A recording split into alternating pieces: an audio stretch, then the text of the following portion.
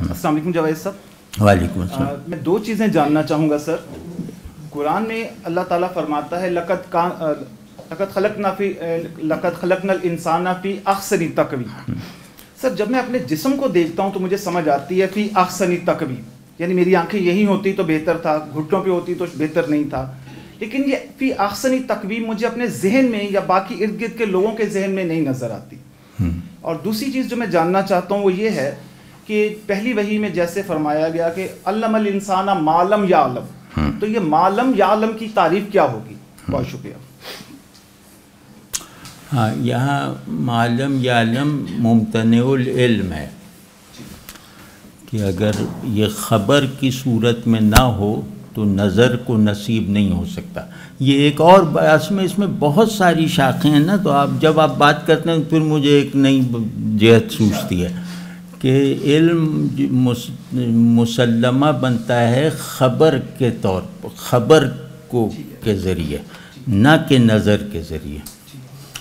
تو کیونکہ خبر میں معلوم اور نامعلوم دونوں ایک بڑے توازن بلکہ ایک طرح کے ادغام کے ساتھ موجود ہوتے ہیں، تو اس میں گویا ذہن کے نامعلومیت کی طرف کشش بھی صرف ہو جاتی ہے اور معلوم ہونے کا اطمینان بھی اسے حاصل رہتا ہے. تو یہ جو کیفیت ہے نا شعور میں، یہ مسلمات کی پریزرویشن اور قبولیت کے لیے ہے. تو اس میں وہ فرمایا کہ ظاہر اللہ نہ بتاتے تو تم نہ جانتے تھے نہ جان سکتے تھے، مطلب امتناع بھی ہے اس میں.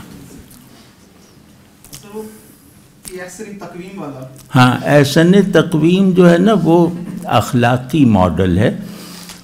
اس میں یہ کہ انسان کو اخلاقی وجود بنایا، یا آئیڈیا آف مین کو انسان میں اللہ نے اپنے مطلوب آدمی کو یا بندے کو انسان کی شکل میں تخلیق کر دیا. یعنی آپ جیسے اللہ جانتا ہے کہ اس کیسا بندہ ہونا چاہیے، تو وہ کیسا بندہ ہونا کوالیفائی کرنے والی کوئی مخلوق موجود نہیں تھی، تو اس نے پھر انسان میں اس کو مجسم کر دیا.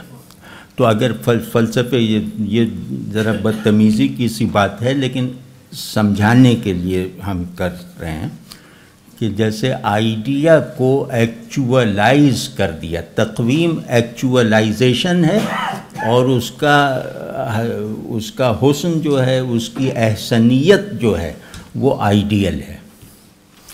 تو ایک مین اگر آدمی اپنی حقیقت سے وفادار رہے تو وہ احسن التقویم پر ہونے کا ایک زندہ شاہد ہے.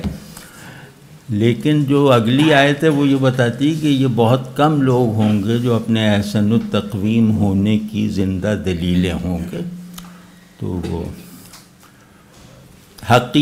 اس میں ایک اور بڑی معرفت ہے اور جو فلسفیانہ افادیت ہے بہت، کہ سب سے بلند وہی ہوگا جو سب سے کمتر ہو سکنے کا امکان رکھتا ہو. وہ آدمی کو بنایا ہے اس اصول پہ.